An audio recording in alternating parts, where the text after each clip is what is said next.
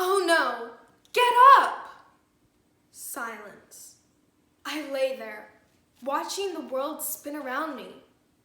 I wondered why my body wouldn't move. Suddenly, faces appeared over me.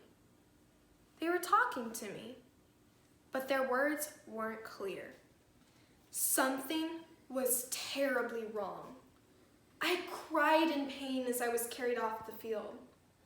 Little did I know, I had suffered a major setback in my future plans.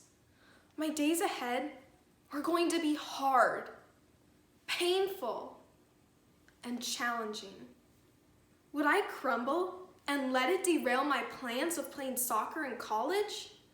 Or would I meet the challenge and push myself to be better than I ever was? Comeback stories are inspiring and cause us to believe that there is hope for our own comebacks. There have been many great comebacks throughout history, but there are some that simply stand apart from all the others because of their greatness. Abraham Lincoln, Seabiscuit, J.K. Rowling, Bethany Hamilton. All of these names have two things in common: greatness and a great comeback. They chose to persevere, to push forward, to make lemonade out of lemons. Abraham Lincoln.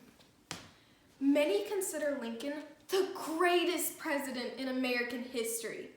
He led the country through its greatest moral and military crisis, essentially saved the country from destruction and directed it towards restoration. Lincoln grew up in meager circumstances, failed as a businessman twice, and had what most people would call a nervous breakdown. He lost when he ran for Congress, lost twice when he ran for Senate, and lost as a vice presidential candidate. Lincoln was then elected as the 16th president of the United States, led the country to reconciliation, and won re-election.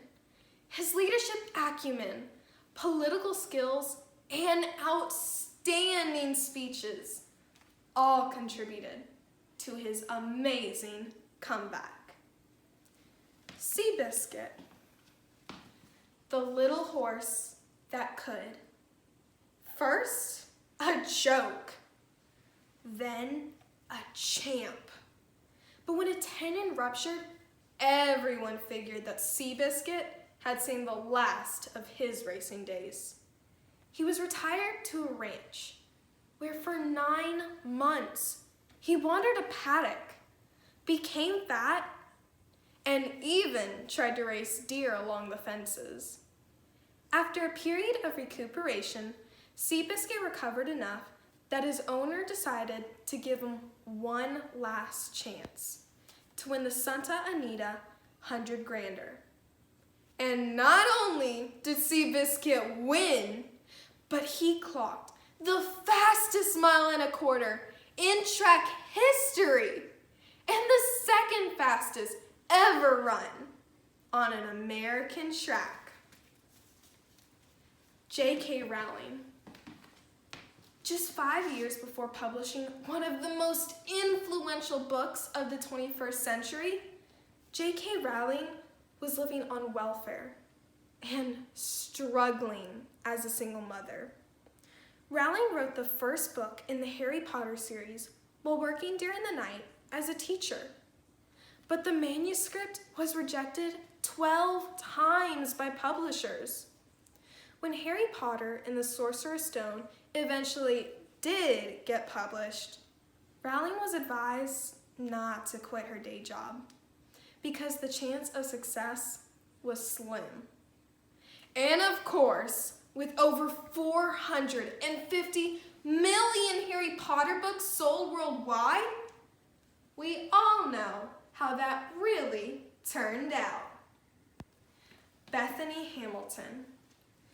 Bethany Hamilton was just 13 years old when her left arm got bitten off by a 14-foot tiger shark while she was surfing at Tunnels Beach in Kauai. Bethany lost 60% of her blood, and her future in surfing was anything but guaranteed.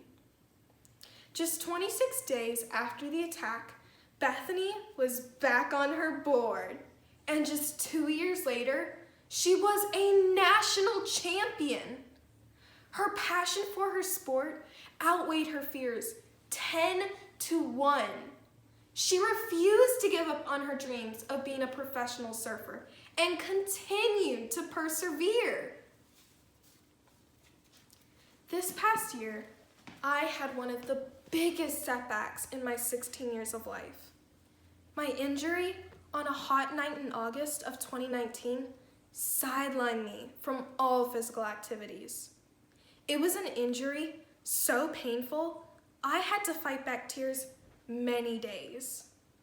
But it was an injury that was not going to hold me back from achieving my dreams.